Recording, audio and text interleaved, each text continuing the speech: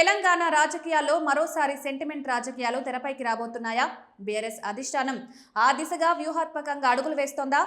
గతంలో పనిచేసిన ఫార్ములానే కొత్త రూపంలో ప్రజల ముందుకు తీసుకురావాలన్న ఆలోచనలో గులాబీ పార్టీ ఉందా అన్న ప్రశ్నలు ఇప్పుడు రాజకీయ వర్గాల్లో హాట్ టాపిక్ గా మారాయి. రాబోయే అసెంబ్లీ ఎన్నికలకు ఇంకా దాదాపు 3 ఏళ్ల సమయం ఉండడంతో ఇప్పటి నుంచే పార్టీని ఫుల్ రీఛార్జ్ మోడ్లోకి తీసుకెళ్లాలన్న లక్ష్యంతో బీఆర్ఎస్ ప్లాన్లు రచిస్తున్నట్లు తెలుస్తోంది. ఈ క్రమంలో పార్టీ అధినేత కేసీఆర్ స్వయంగా రంగంలోకి దిగడం రాజకీయంగా కొత్త చర్చలకు దారితీసింది. తాజాగా పార్టీ నేతలతో జరిగిన సమావేశంలో కేసీఆర్ చేసిన వ్యాఖ్యలు మరో ఉద్యమానికి సంకేతాలా అనే సందేహాలను కలిగిస్తున్నాయి. రాష్ట్రంలో మరో ఉద్యమం అవసరముందన్న కేసీఆర్ వ్యాఖ్యలు చుట్టూ ఇప్పుడు రాజకీయ వర్గాల్లో విస్తృత చర్చ జరుగుతోంది. గతంలో తెలంగాణ రాష్ట్ర సాధన ఉద్యమంలో నీళ్లు, నిధులు, నియామకాలు ప్రధాన అజెండాగా నిలిచాయి. ముఖ్యంగా నీళ్ల అంశాన్ని సెంటిమెంట్గా మార్చి ప్రజల్లోకి తీసుకువెళ్లడం ద్వారా ఉద్యమాన్ని విజయవంతం చేయగలిగారన్నది అందరి అభిప్రాయం.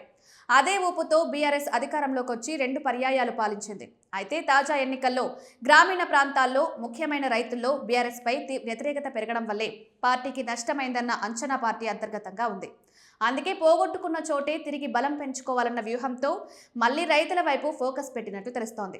ఈ నేపథ్యంలోనే పాలమూరు రంగారెడ్డి ప్రాజెక్టు కృష్ణా జలాల పంపకానికి సంబంధించిన అంశాన్ని బీఆర్ఎస్ తెరపైకి తీసుకొచ్చినట్లు సమాచారం. తెలంగాణ రైతులకు అన్యాయం జరిగితే ఊరుకునేది లేదని కేసీఆర్ బహిరంగంగా వ్యాఖ్యానించడం, రైతుల కోసం తిరిగి ఉద్యమ బాట పట్టాల్సిన అవసరం ఉందని చెప్పడం అన్ని లెజెండరీ పొలిటికల్ స్ట్రాటజీ అని రాజకీయ విశ్లేషకులు భావిస్తున్నారు. ఈ క్రమంలో ఉమ్మడి మహబూబ్ నగర్, రంగారెడ్డి, నల్గొండ జిల్లాల్లో పెద్ద ఎత్తున బహిరంగ సభలు నిర్వహించాలని పార్టీ నిర్ణయించినట్లు తెలుస్తోంది.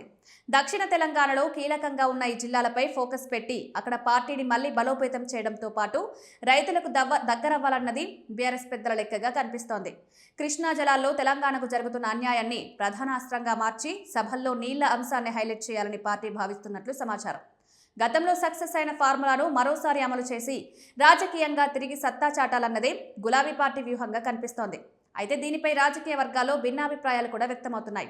అప్పటి పరిస్థితులు వేరు, ఇప్పటి రాజకీయ వాతావరణం వేరని, అప్పట్లో పనిచేసిన సెంటిమెంట్ అదే స్థాయిలో వర్కౌట్ అవుతుందా లేదా అన్నది అనుమానమే అని కొందరు విశ్లేషకులు అంటున్నారు. జనవరిలో నిర్వహించబోయే తొలి బహిరంగ సభలో ఈ నీళ్ల సెంటిమెంట్ ప్రజల్లో ఎంత మేరకు స్పందన తెచ్చుకుంటుందన్నది తేలనుందని రాజకీయ వర్గాలు భావిస్తున్నాయి.